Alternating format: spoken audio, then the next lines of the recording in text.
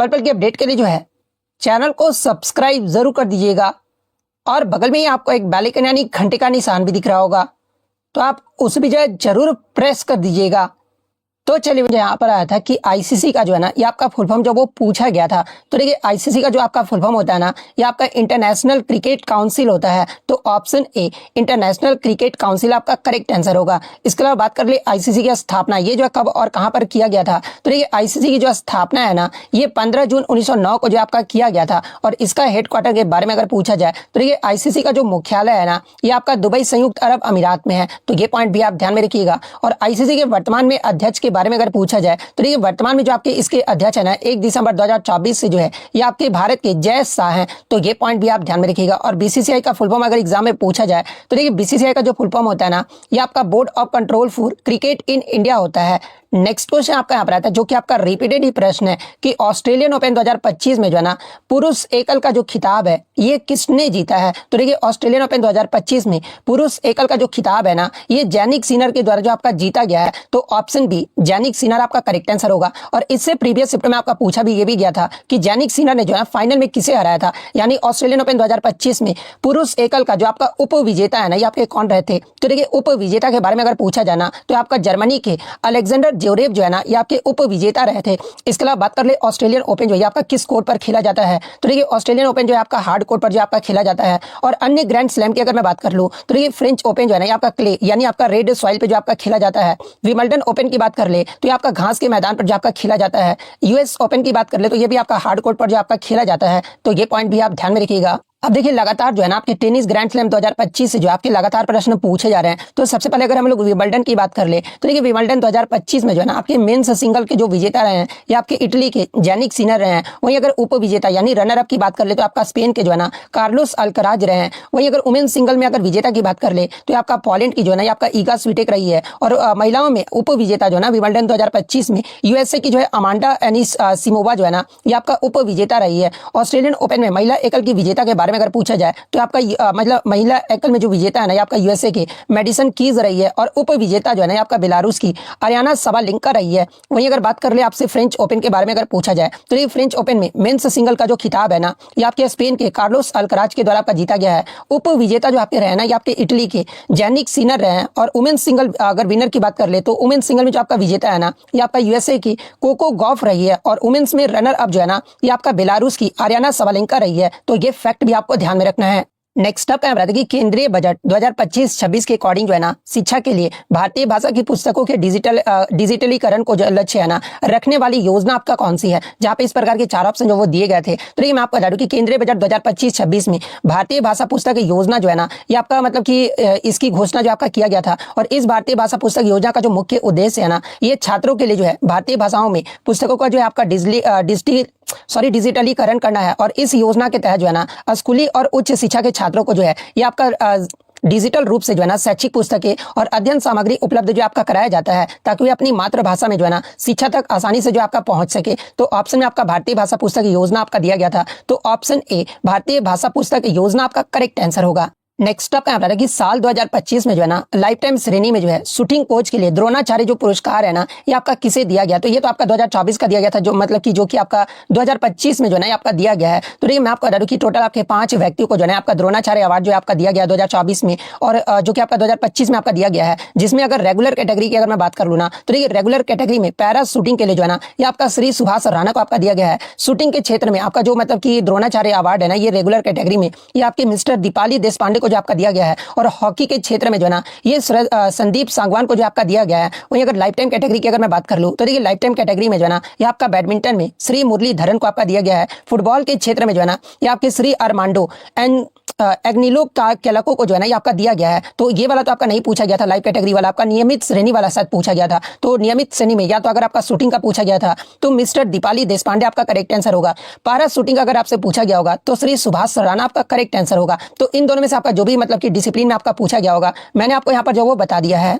Next आपका यहाँ पर आता है कि जवाहरलाल नेहरू स्टेडियम नई दिल्ली में आयोजित पहली फिट इंडिया कार्निवल 2025 का जो उद्घाटन है ना, ये किसके द्वारा जो आपका किया गया है, जहां पे इस प्रकार के 4 ऑप्शन जो वो दिए गए थे। तो देखिए मैं आपको बता दूं कि पहली फिट इंडिया कार्निवल 2025 का जो उद्घाटन है ना, ये आपके डॉक्टर मनसुख मंडाविया के द्वारा जो है आपका किया गया था, जो कि भारत के जो है ना ये आपके केंद्रीय युवा मामले और खेल मंत्री है। और इन्होंने जो आपका 16 मार्च 2025 को जो है ना नई दिल्ली के पंडित जवाहरलाल नेहरू स्टेडियम में जो है आपका मतलब कि इसका उद्घाटन जो वो किए थे। और ये जो आपका 3 दिवसीय फिटनेस और आपका वेलनेस कार्यक्रम फिट इंडिया मूवमेंट के तहत जो है ना ये आपका आयोजित किया गया था। और इसका जो उद्देश्य था ना, ये भारत में स्वस्थ जीवन शैली और फिटनेस को जो आपका बढ़ावा देना था। तो option A doctor Mansukh Mandaviya आपका यहाँ पे करेक्ट आंसर होगा। इसके अलावा अगर फिट इंडिया मूवमेंट के बारे में पूछा जाए तो ये फिट इंडिया मूवमेंट का जो उद्घाटन है आपका 2019 में जो है ये आपका प्रधानमंत्री नरेंद्र मोदी के द्वारा जो आपका किया गया था। तो ये पॉइंट भी आप ध्यान में रखिएगा। इसके अलावा बात कर ले कि फिट इंडिया आइकॉन जो है आपका किसे बनाया गया है। तो देखिए ये जो आपका फिट इंडिया आइकन है ना, ये आयुष्मान खुराना को जो आपका बनाया गया है, जो कि युवाओं को फिटनेस के लिए जो है ना ये आपके प्रेरित करते हैं। तो ये फैक्ट भी आपको ध्यान में रखना है।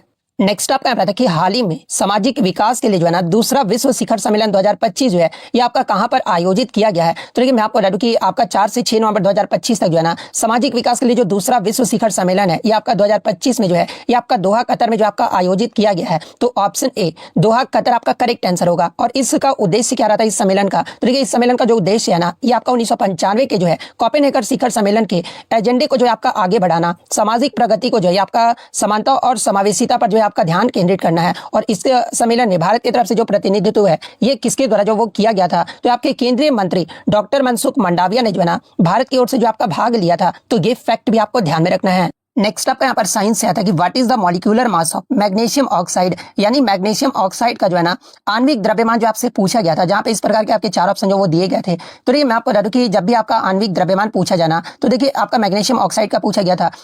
तो जब भी किसी का आणविक द्रव्यमान आपसे पूछा जाए, यानी आपका मॉलिक्यूलर मास पूछा जाना, तो दोनों तत्वों का जो परमाणु द्रव्यमान होता है ना उसको आपको जो वो प्लस किया जाता है। यहाँ पर mg का जो परमाणु द्रव्यमान है ये कितना होता है मैग्नीशियम का, तो आपका 24 होता है। और ऑक्सीजन का कितना होता है, तो आपका 16 ग्राम होता है। तो आप इजिली से जोड़ दोगे 24 और प्लस 16 आपका कितना होता है, तो ये आपका 40 होता है। यानी मैग्नीशियम ऑक्साइड का जो आपका परमाणु आणविक द्रव्यमान जो होगा ना ये आपका 40 ग्राम पर मोल होगा। तो ऑप्शन ए 40 ग्राम पर मोल आपका करेक्ट आंसर होगा। फिर एक आपका न्यूमेरिकल आता है कि यदि उष्मा यानी हीट जो है ना आपका 64 जूल है और प्रतिरोध यानी रेजिस्टेंस जो है ना आपका 4 ओम है, तो वोल्टेज जो है ना आपसे पूछा गया था कि कितना होगा। और यहाँ पर आपका जो समय है ना ठीक हो आपका 1 सेकंड जो आपका मानना होता है, क्योंकि हीट की जो इकाई होता है ना ये आपका joule equal to watt second होता है। और इस प्रकार के जो आपके 4 ऑप्शन जो वो दिए गए थे। तो ये मैं आपको बता दूं कि जब भी आपका मतलब कि हीट आपका दिया रहे, रेजिस्टेंस आपका दिया रहे और वोल्टेज आपको निकालना होना, या फिर आपका वोल्टेज दिया रहे, आपका हीट दिया रहे, रेजिस्टेंस आपका निकालना है, तो इसका फॉर्मूला आपका किस प्रकार से होता है। तो देखिए इसमें जो आपका विद्युत ऊष्मा का जो सूत्र होता है ना ये आपका H इक्वल टू जो है V²T/R होता है, जहां पर H आपका 64 जूल आपका दिया गया है, R आपका रेजिस्टेंस यानी 4 ओम दिया गया है और T आपका 1 सेकंड जो आपका दिया गया है। तो सूत्र के मान पर हम लोग रख देंगे, वैल्यू को पुट कर देंगे। तो इस तरह से वैल्यू पुट करोगे ना तो हमारा जो आपका V² निकल कर आएगा ये आपका 256 आएगा। यानी V हमारा जो आएगा ना ये √256 जो आपका निकल कर आएगा। और ये 256 किसका होता है, तो आपका 16 का होता है। यानी आपका V जो आएगा ना ये कितना होगा, तो आपका 16 वोल्ट आएगा। और 16 वोल्ट किस ऑप्शन में आपका दिया गया है, तो ऑप्शन बी में आपका दिया गया है। तो ऑप्शन बी आपका करेक्ट आंसर होगा। नेक्स्ट आपका बताते हैं कि which of the following plants is unisexual, यानी निम्नलिखित में से कौन सा पौधा जो है ना ये आपका एक लिंगी है यानी यूनिसेक्सुअल है। जहां पे इस प्रकार के 4 ऑप्शन जो वो दिए गए थे। तो ये मैं आपको बता दूं कि जो आपका यूनिसेक्सुअल यानी एक लिंगी पौधे जो है ना ये आपके वे होते हैं जिनमें नर और मादा जो है ना आपका पुष्प जो है ये आपका अलग अलग होता है। और ऑप्शन में आपका जो है एक पपीता यानी पपाया आपका दिया गया था। तो देखिए ये जो आपका पपाया है ना एक प्रसिद्ध एक लिंगी पौधा है और इसमें आपका नर और मादा जो फूल है ना ये आपके अलग अलग पौधे पर जो आपके पाए जाते हैं। और इसके विपरीत ऑप्शन में आपका मस्टर्ड यानी सरसों दिया गया था, जो कि आपका एक बाइसेक्सुअल यानी द्विलिंगी पौधा है।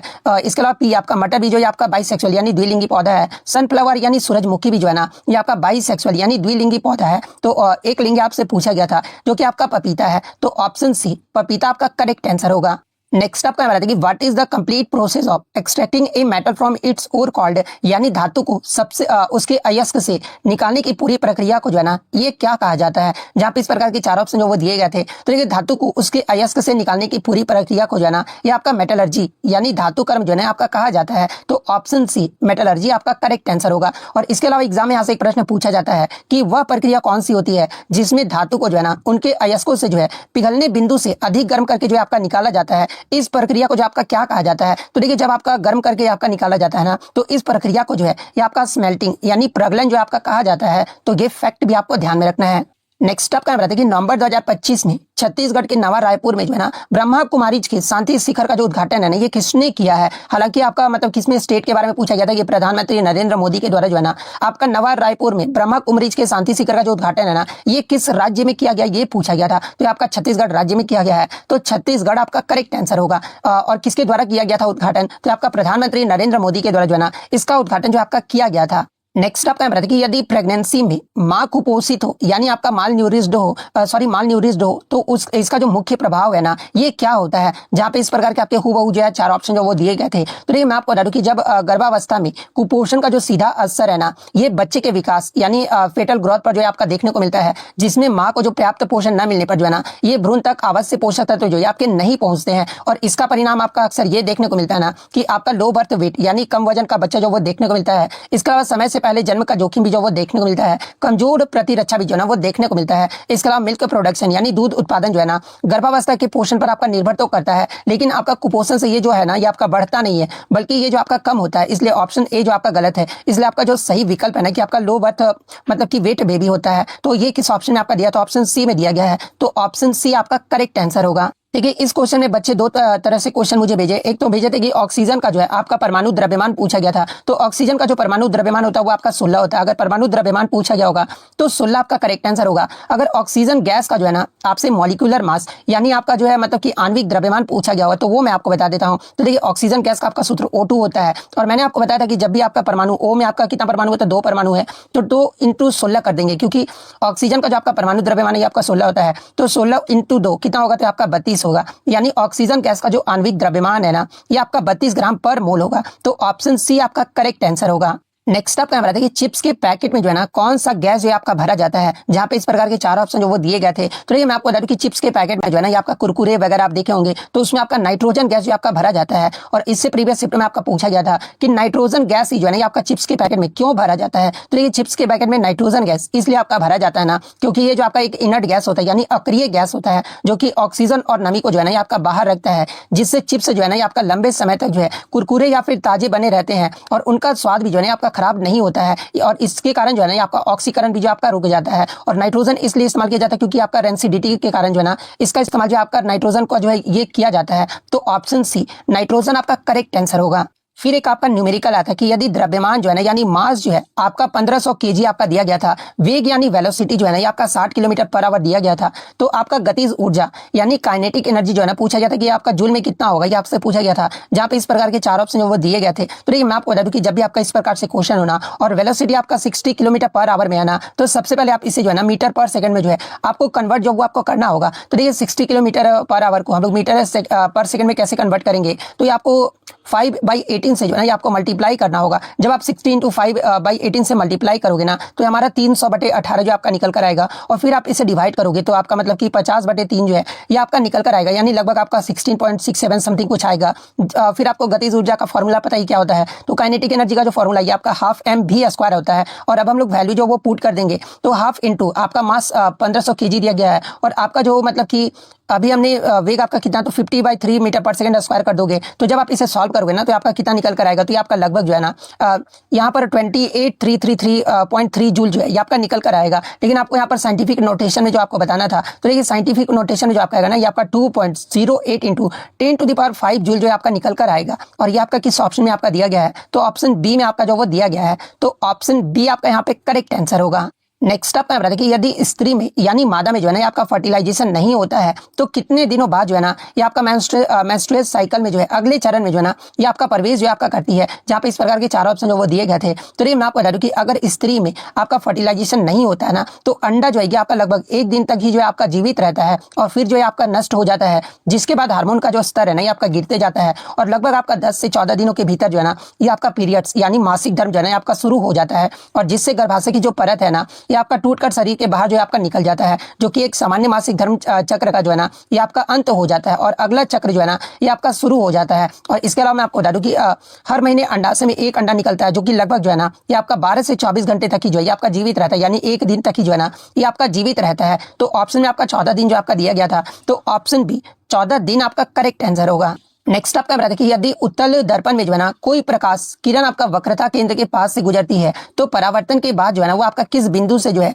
आता हुआ प्रति जो आपको दिखाई देगा। जहां पे इस प्रकार के 4 ऑप्शन जो वो दिए गए थे। तो देखिए मैं आपको बता दूं कि कन्वेक्स मिरर यानी उत्तल दर्पण में जो है ना ये आपका परावर्ती जो किरणें है ये आपको हमेशा जो है ना ये आपका डाइवर्जिंग यानी अपसारी जो है आपका होता है। और जब किरण आपका वक्रता केंद्र की दिशा में जाता है ना तो परावर्तन के बाद जो है ना ये आपका ऐसा बिखरता है जैसे कि वो आपका सी से जो है आपका आ रहा है। यानी किरण जो है ना आपका वास्तविक रूप से जो है ये आपका सी से तो नहीं आता लेकिन दर्पण के पीछे स्थित सी से जो है आपका उत्पन्न होता हुआ जो आपको प्रतीत होता हुआ दिखाई देता है। इसलिए परावर्तित किरण जो है ना ये आपका वक्रता केंद्र यानी सी से आता हुआ जो आपको प्रतीत होता है यानी दिखाई देता है। और यही आपसे जो वो पूछा गया था। तो option B centre of curvature आपका करेक्ट आंसर होगा। नेक्स्ट आपका बता देखिए अवतल दर्पण में वस्तु को किस स्थान पर रखने से जो प्रतिबिंब है ना ये आपका इरेक्ट यानी सीधा, मैग्नीफाइड यानी आवर्धित और इनलार्ज्ड यानी बड़ा जो है ना आपका बनता है। तो देखिए मैं आपको बता दूं कि अवतल दर्पण में यदि वस्तु को जो है ना आपका फोकस और ध्रुव के बीच आपका रखा जाता है ना तो बनने वाला जो आपका प्रतिबिंब है ये आपका सीधा, आवर्धित और बड़ा और साथ में आपका आभासी होता है। और यही कारण है कि आपका जो अवतल दर्पण का प्रयोग है ना ये आपका मेकअप मिरर या फिर दाढ़ी बनाने के दर्पण में भी जो है ना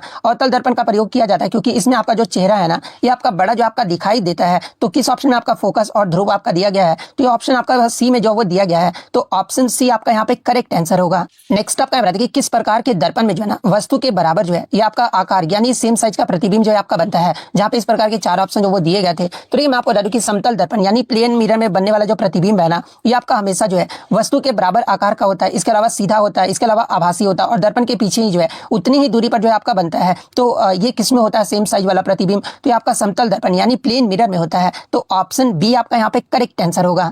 नेक्स्ट आपका बता दें कि साबुन के मिसल्स बनने के बाद जो है ना साबुन अणु का कौन सा भाग जो है ये आपका जल के साथ जो आपका प्रतिक्रिया करता है। जहां पे इस प्रकार के 4 ऑप्शन जो वो दिए गए थे। तो देखिए मैं आपको बता दूं कि साबुन अणु के जो है ना आपके 2 भाग होते हैं। एक आपका हाइड्रोफोबिक टेल होता है जो कि पानी से भागने वाला आपका भाग होता है और सेकंड जो होता है ना आपका हाइड्रोफिलिक हेड होता है यानी पानी से आकर्षित होने वाले भाग को जो है ना ये आपका हाइड्रोफिलिक हेड जो है आपका कहा जाता है। और जब आपका मिसल्स बनते हैं ना तो आपका हाइड्रोफोबिक जो टेल होता है ना ये गंदगी या फिर तेल की ओर जो है आपका मुड़ जाता है और हाइड्रोफिलिक हेड जो है ना ये आपका पानी के साथ प्रतिक्रिया करता है। इसलिए मिसल्स पानी में घुलकर जो है ना ये गंदगी को जो आपका हटाने में मदद करता है। इसलिए आपका जो भाग पानी से प्रतिक्रिया करता है ना वो आपका हाइड्रोफिलिक हेड है और यही आपसे पूछा गया था। तो ऑप्शन किस ऑप्शन में आपका हाइड्रोफिलिक हेड दिया गया है तो ऑप्शन बी में आपका दिया गया है। तो ऑप्शन बी आपका करेक्ट आंसर होगा। नेक्स्ट आपका बता देखिए शरीर में सूचनाओं का जो आदान प्रदान करने वाला जो आपका धागेनुमा संरचनाओं को जो है आपका क्या कहा जाता है। जहाँ पे इस प्रकार के 4 ऑप्शन जो वो दिए गए थे। तो ये मैं आपको बता दूं कि हमारे शरीर में सूचनाओं का आदान प्रदान मुख्य रूप से जो है ना ये आपका नर्वस सिस्टम यानी तंत्रिका तंत्र जो आपका करता है जो कि आपका न्यूरॉन्स यानी तंत्रिका कोशिकाओं से जो है ना ये आपका बना होता है जो कि आपका मस्तिष्क से शरीर के जो है ना सभी हिस्से तक विद्युत और रासायनिक संकेतों के माध्यम से जो है ना ये आपका संदेश भेजता और प्राप्त करता है जिसे हम महसूस कर पाते हैं ना या फिर सोच पाते हैं या फिर प्रतिक्रिया कर पाते हैं। तो ये किसके कारण होता है तो आपका नर्वस सिस्टम यानी तंत्रिका तंत्र के कारण होता है। तो ये आपका किस ऑप्शन में तो ऑप्शन सी में दिया गया है। तो ऑप्शन सी आपका करेक्ट आंसर होगा। नेक्स्ट आपका बताते हैं कि साउंड यानी ध्वनि जो है ना सबसे तेज और अधिक गति से किस माध्यम में जो है ना ये आपका चलता है। जहां पे इस प्रकार के 4 ऑप्शन जो वो दिए गए थे। तो देखिए मैं आपको बता दूं कि ध्वनि जो है ना एक आपका यांत्रिक तरंग है और इसे चलने के लिए जो है ना माध्यम में कणों की आवश्यकता होती है और ठोस पदार्थों में कण जो है ना ये आपके सबसे अधिक जो है क्लोजली पैक्ड होते हैं यानी अधिक सघन होते हैं। इसलिए ध्वनि जो है ना यहाँ पर सबसे तेज गति से जो आपका चलता है और साथ में जल में आपका गति जो है ना इससे आपका कम होता है यानी आपका ठोस से जो है कम जो है ये आपका जल में होता है और फिर आपका वायु में जो है ना ये आपका सबसे कम होता है। और ये आपका वैक्यूम यानी निर्वात में जो है ना ध्वनि बिल्कुल भी जो है ये आपका नहीं चलती है क्योंकि यहाँ पर कोई भी कण जो है आपके नहीं होते हैं। तो यही आपसे पूछा गया था कि ध्वनि जो है सबसे तेज और अधिक गति से जो है ना किस माध्यम में चलता है तो आपका सॉलिड यानी ठोस